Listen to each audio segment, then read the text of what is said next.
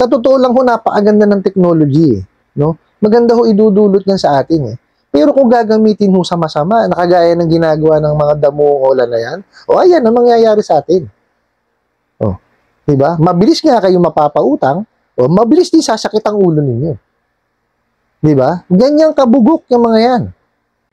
May nagtanong sa akin, dahil sa hindi nyo pakikipag-coordinate sa amin, kapag kasunduan na lang po namin ni Barangay Chairman, napuntahan kayo sa inyong bahay upang bawian ng gamit as collateral payment sa inyong utang. Hihintayin na lang po namin sa Monday ang permit na galing sa City Hall upang kayo ay bawian ng gamit kung hindi kayo makakapagbayad bago ang Lunes. Salamat po at magandang gabi. Wow. Napakagandang katanungan po nito. Pero bago natin siya sagutin, no, imbitahan ko muna sana kayo na pakisuportahan po yung aking mga social media account sa YouTube, Facebook, and TikTok. Alright, bago natin siya sagutin, marami ho kasi nagtatanong kung saan ho ako po pwedeng i-message. Okay? Dito po, no, sa description nung sa aking YouTube account, no, dun ho nakalagay yung aking mga social media accounts, pati po yung aking email address. So, punta ho kayo sa aking YouTube account, no, para po makita nyo yung aking email address, no. Doon nyo ho ako i-message, no, para po kahit papaano mabasa ko kung ano man ho yung gusto nyong itanong, no, at makapagbigay ako ng suggestion or suggestion kung kaya ho natin. Ano po? Sige, sagutin ho natin to, no. Sabi ho nung OLA ninyo, may kasunduan na raw sila nung barangay chairman, no, na puntahan kayo sa inyong bahay para bawian ng gamit, no, as collateral payment daw. Ba't ho kayo babawian ng gamit? Binigyan ho ba kayo ng gamit ng mga OLA? O, yung mga binabawian lang ho kasi, yung nagbigay. Tama ho ba ako? O, nakita niyo kung gaano ho katangay mga bugok na yan, di ba? O, bakit ho kayo babawian ng gamit? Di ba? Kung wala naman silang binibigay ng gamit. Tama ho ba ako? O, di ba? Saka sige, for the sake of argument, sabihin na lang natin na nakausap nila si barangay chairman. Sa tingin niyo ho makikipagkasunduan si barangay chairman sa kanila without you knowing? No, hindi niyo ho alam? Kayo ho ang constituent ni barangay chairman. O ba't hindi ho papaalam sa inyo? Ito ho ay for the sake of argument lamang po itong sinasabi ko, no? Kasi ho, naglabas na po ang Korte Suprema natin, no, na yung mga malalaking kumpanya hindi na ho yan papansinin sa sa barangay.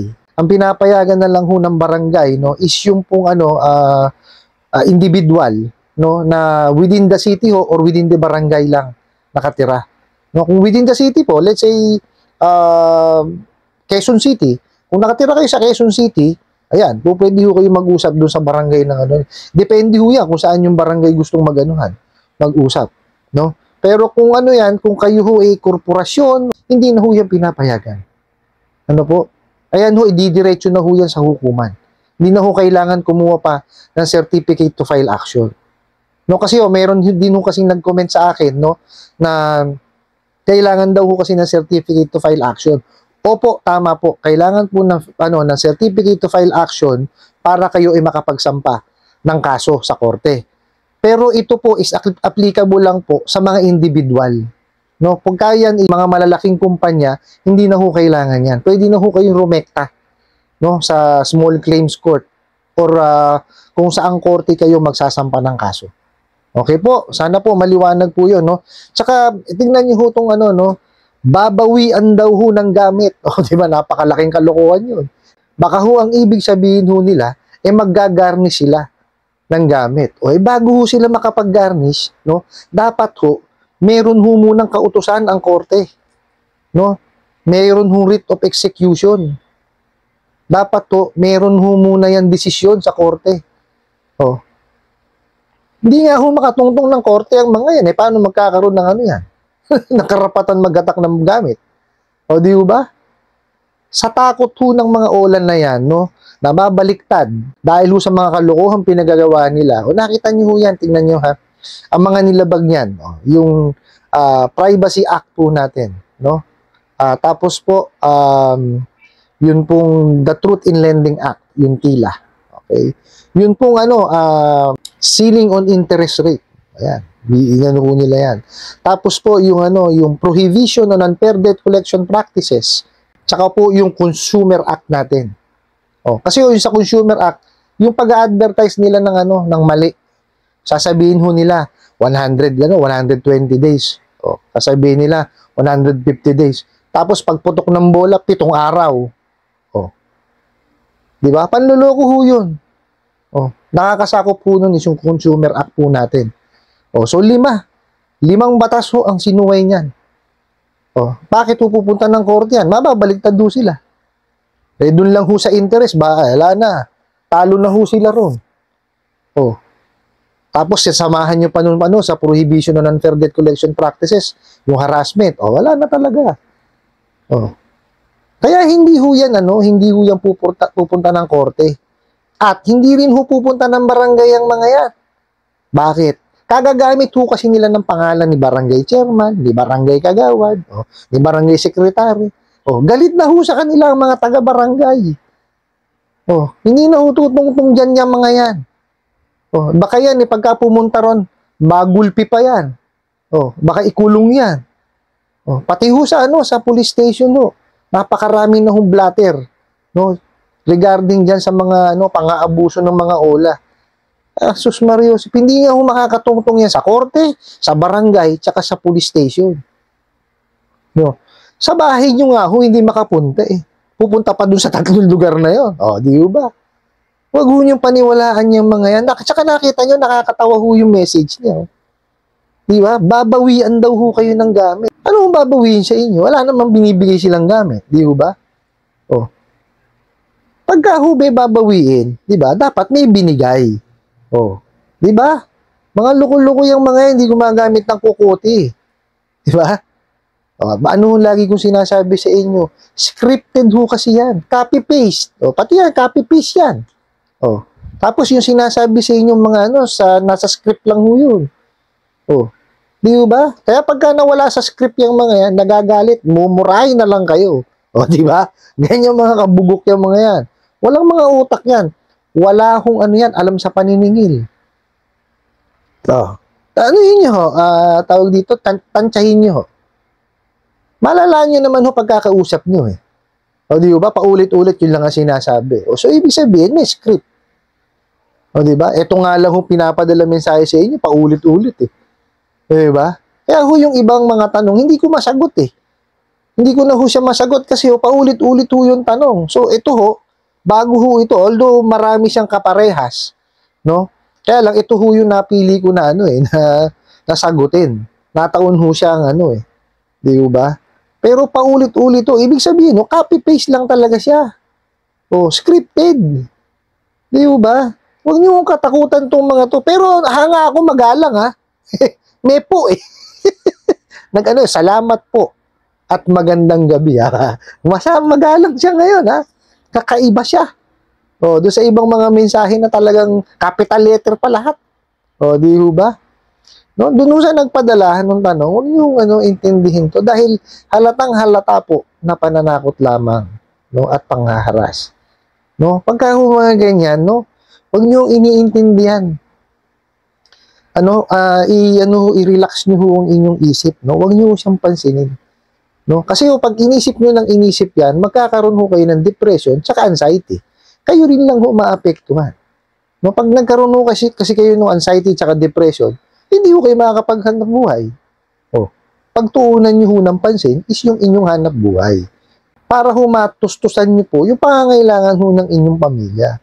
Yun ho ang number 1 dyan. Kaya nga ho siguro kayo nakahiram dyan sa mga bugok na ola na yan. Kasi pantutustos yun sa pamilya ninyo. Di ho ba? So mag-concentrate ho kayo doon sa hanap buhay ho ninyo. Para ho makapag-provide kayo ng maayos doon ho sa inyong pamilya. Tapos, unti-unti yun yung mag-ipon. Tapos, bayaran nyo siya one shot. Po? Total, nakaranas kayo ng ganitong pananakot at harassment? Bayaran nyo na lang ho siya. Yung na lang, principal tsaka interest. Yung amount yun na lang. Bayaran nyo siya one shot. Ipunin nyo ho, bayaran nyo siya one shot. Tapos, email nyo siya. Screenshot nyo or picturean nyo yung proof of payment, email nyo. Bayad na kamo ako. Yun na akong kulitin. Pero for sure ho yan, kukulitin kayo yan. Kaya ho, palitan ninyo yung inyong SIM card. Okay?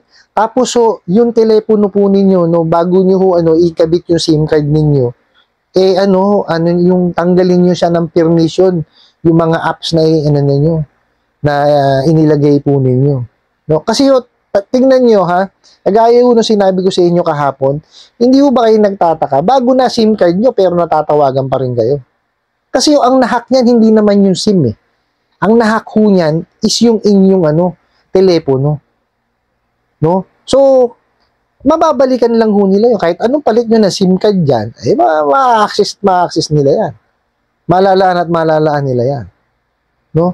Yun ho sinasabi kong mga technology na ginagamit nila. O nakita nyo, kung sila ho, yung ginagamit nila sa ganyang klase ng technology, inaayos ho nila. Di po ba? Wala ho tayong ganito ngayon. Sa totoo lang ho, napakaganda ng technology eh. No? Maganda ho idudulot yan sa atin eh. Pero kung gagamitin ho sa masama, nakagaya ng ginagawa ng mga damuola na yan, ayan ang mangyayari sa atin. Diba? Mabilis nga kayo mapapautang, mabilis din sasakit ang ulo ninyo. Diba? Ganyang kabugok yung mga yan. Di ba? Tapos tatangkilikin nyo pa ng tatangkilikin. Huwag nyo naman tangkilikin. Kung gusto nyo ho talagang manghiram, doon ho kayo sa mga lending, financing at bangko manghiram. Doon, bukod sa malaki-laki na mahihiram ninyo, na talagang magagamit nyong puhunan, no? At ibig sabihin nun, magiging tulong sa inyo, no? Mahaba pa ho ang termino, no? Depende ho sa kakayanan nyong magbayad. Pwede yan 6 months, 1 year, 2 years, 3 years, 4 years, hanggang 5 years po. Hindi kagaya dyan sa mga ola na yan, pauutangin kayo 2,000, bibigyan kayo 1,000. Tapos in 7 days, babayaran nyo na agad. Sa tingin nyo, nakatulong yun. Di ba? Doon ho sa mga bagong nanonood, no? Huwag nyo na ho silang pansinin. Niisipin ho, huwag nyo hong iisipin na i-install yung apps nila. Diyan ho magsisimula ang problema ninyo. Sigurado ho yan. No? Huwag nyo ho silang huwag nyo silang pansinin. No, hayaan nyo silang malugi ng natural na lugi nila. Yan, tingnan nyo yung ginagawa nilang yung mga pangaharas na yan. Yung pananakot. Ano nangyayari ho doon sa mga tao? Di ba? Hindi nakakapasok sa trabaho. Paano makakabayan? Di ba? Mga walang sentido kumun, walang utak. Pagkasi ang tao, tinakot mo. Di ba? Hinaras mo. Sasabihin mo, pag lumabas ka ng bahay, kikidnapin kita. Ito, ganyan. Di ba? Anong mangyayari ngayon? Natural, di aligaga yung tao. Paano lalabas ng bahay yun? Sa inyo sabihin yon. Sige nga.